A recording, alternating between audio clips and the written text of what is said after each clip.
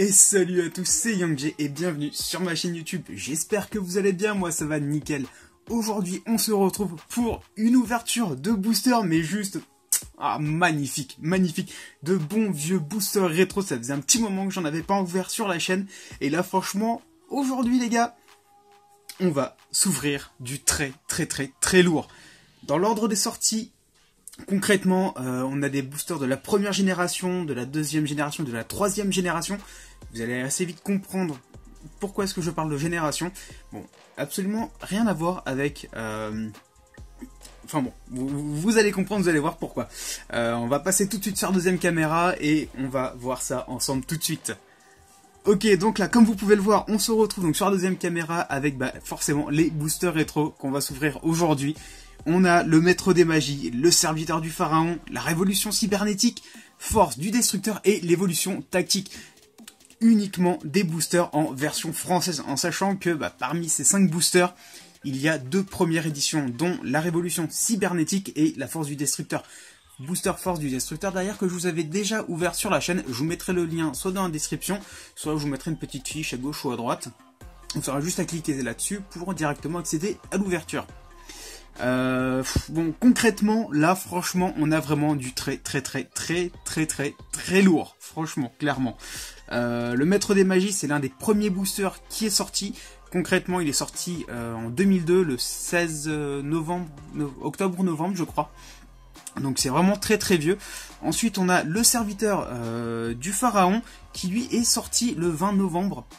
Non, le 20 octobre 2002. Donc là, clairement, c'est également très vieux. Là, on a à peu près un mois d'écart au niveau de la sortie de ces deux boosters-là. Ensuite, eh bien, on a tout simplement la révolution cybernétique qui, lui, est sortie le... Alors, attendez que je me souvienne correctement. C'était en 2005. Et je crois que c'était au mois de juin. Donc le 6 juin, quelque chose comme ça. Donc le 6 juin 2005, si je dis pas de conneries. Où on avait justement à l'intérieur de très bonnes cartes, dont l'ultime Cyberdragon en Ultimate à l'intérieur, le Cyberdragon également en Ultimate, je crois d'ailleurs. J'espère qu'on va choper du lourd, j'espère qu'on va choper du très lourd à l'intérieur, parce que là franchement les gars, j'ai vraiment envie de les ouvrir tout de suite maintenant.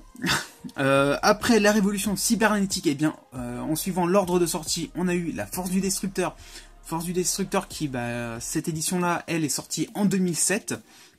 Et à l'intérieur, on avait tout ce qui était les cartes Arc GX.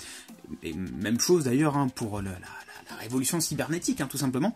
Mais dans la force du destructeur, eh bien, on va retrouver certaines cartes très intéressantes, dont l'archétype volcanique avec le feu grégoire. On avait également pas mal d'autres choses à l'intérieur. Et le feu grégoire qui, justement, lui, était en secret rare. Donc, j'espère pouvoir le récupérer, sachant que j'en ai déjà 2 dans ma collection. Si je peux en avoir un petit playset, je dirais pas non là-dessus.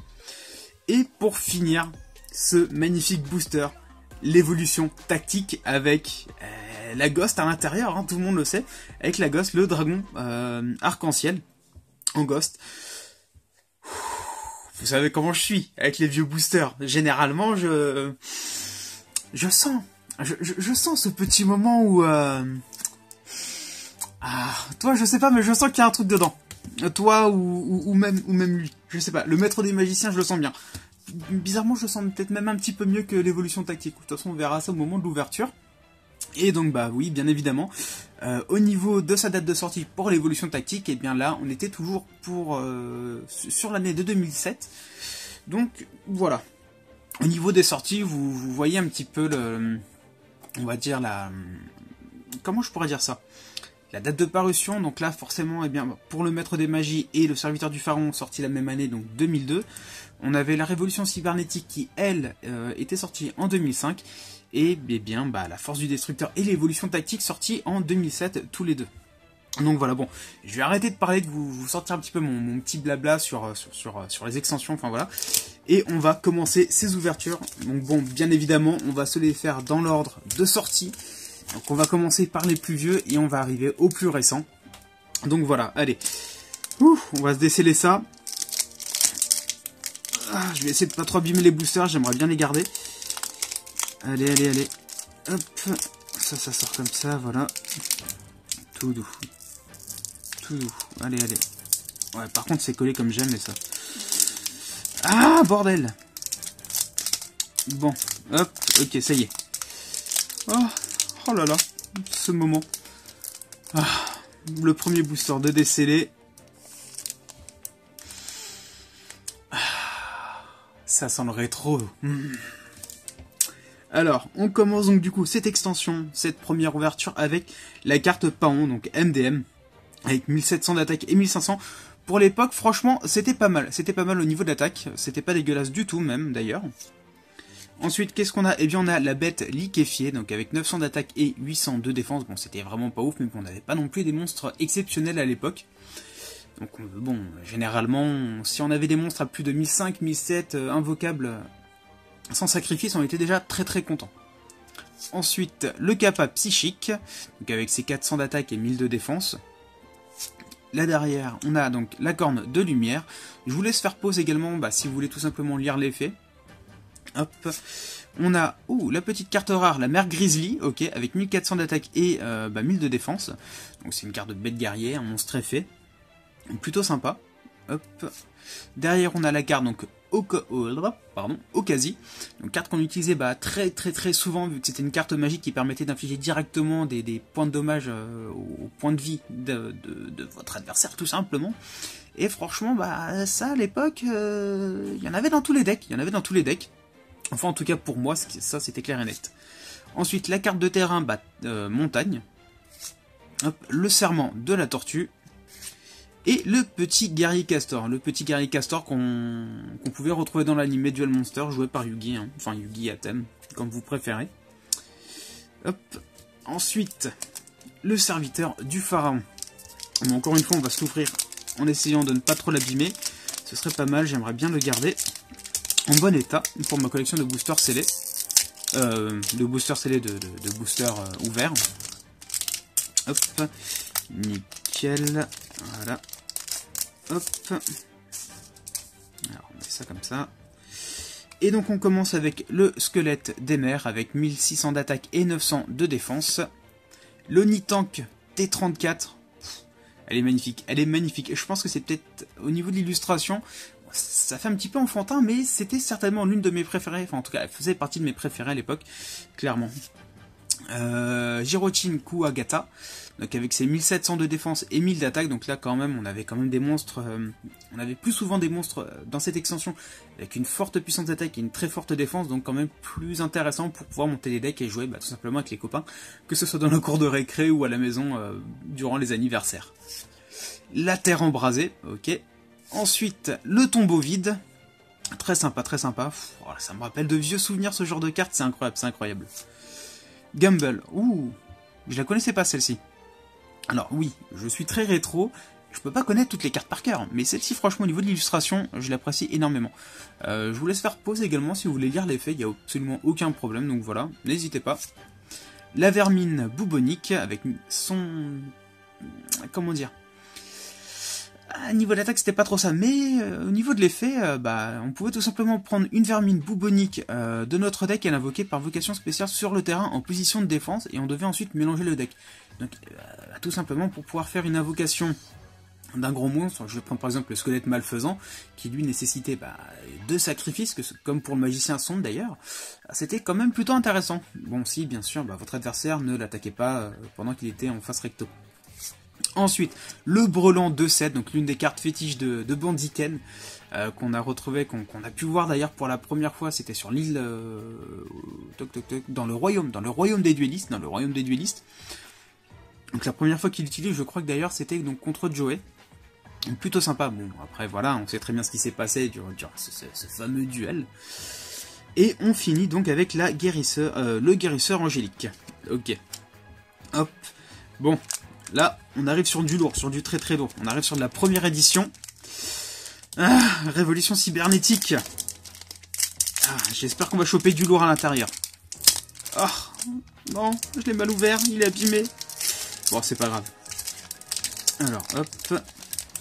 J'essaie de pas trop l'abîmer non plus, voilà. Alors, hop.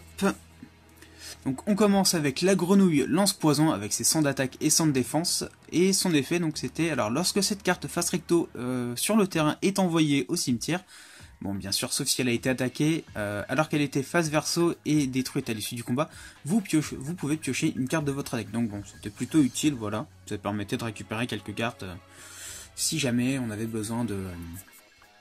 comment dire, de défausser ou voilà, de se débarrasser pour un deck turbo par exemple. Hop. Elin, âme protectrice. Plutôt sympa au niveau de l'illustration aussi, j'aime beaucoup. C'est assez sobre, assez puriste. Très simple, mais très sympa en tout cas. Le cyber arc démon avec, oulala, c'est 1000 d'attaque et 2000 de défense. Et déjà on commence à arriver sur les trucs un peu plus intéressants en termes de d'utilisation pour un deck, hein, tout simplement. On a la carte donc Tadpole. Alors, au niveau d'effet, par contre, je me souviens absolument plus de ce que ça donne. Lorsque cette carte sur votre terrain est détruite à l'issue d'un combat et envoyée dans votre cimetière, vous pouvez ajouter un Tadpole ou plus de votre deck dans votre main et mélanger ensuite votre deck. Ok, d'accord, ok. Et ouh, la petite super BES corps cristallin, cœur cristallin, très sympa, avec 2100 d'attaque et 1000 de défense. Je vous laisse faire pause hein, si vous voulez lire l'effet encore une fois, hein, parce que bon... Pour l'instant, tout ce que je veux, c'est pas lire les effets, c'est vraiment ouvrir les boosters et voir ce qu'il y a à l'intérieur, tout simplement. Donc voilà. Ensuite, la préparation à la contre-attaque. Le cycroïde. Ok. L'espion de Chien. Et derrière, pour finir, donc la couronne magicienne d'ébène. Ok. Hop. Allez, plus que deux boosters. On arrive aux forces du destructeur, encore une fois en première édition. J'espère qu'on aura du lourd à l'intérieur. Hop, voilà. S'il y a une petite ulti à l'intérieur, ou une petite secrète, franchement, je suis pas contre. Clairement pas. Alors, la recharge volcanique, la bête cristalline escarboucle de rubis, la promesse du cristal, hop, la cartouche de chasse volcanique, et derrière, je crois que normalement, c'est là où on arrive sur la carte vraiment... comment dire, au niveau de la rareté en tout cas. Et on arrive sur le petit jean céleste Norleras. Très sympa au niveau de l'illustration aussi. C'est vachement sympa. Alors franchement, elle est vraiment cool. Elle est vraiment super cool en fait. Hein. Ouais, non, clairement, je la garde. L'abondance du cristal. Le vendeur gobelin agressif. Et la bête cristalline tortue d'émeraude. Ah non, il nous en reste encore une derrière. Donc la balise de cristal. Ok. Bon. Pas vraiment eu... une carte que je voulais, il n'y avait pas de secrète, feu Grégoire, il n'y avait pas non plus d'ultimate, sachant qu'on pouvait également récupérer des ultimates à l'intérieur. Je crois qu'il y avait le tigre de topaz. Le tigre de topaz déjà, c'est déjà très bien. Et puis après, je sais plus du tout ce qu'il y avait d'autre comme ulti à l'intérieur, mais c'est déjà pas mal ce qu'on a eu. Et puis bah ça y est, on arrive au dernier booster, l'évolution tactique. Ah là là, c'est assez difficile d'en trouver en ce moment. Je sais qu'à une époque, enfin il y a peut-être 6 mois, 1 an, un truc comme ça, il y en avait pas mal en circulation.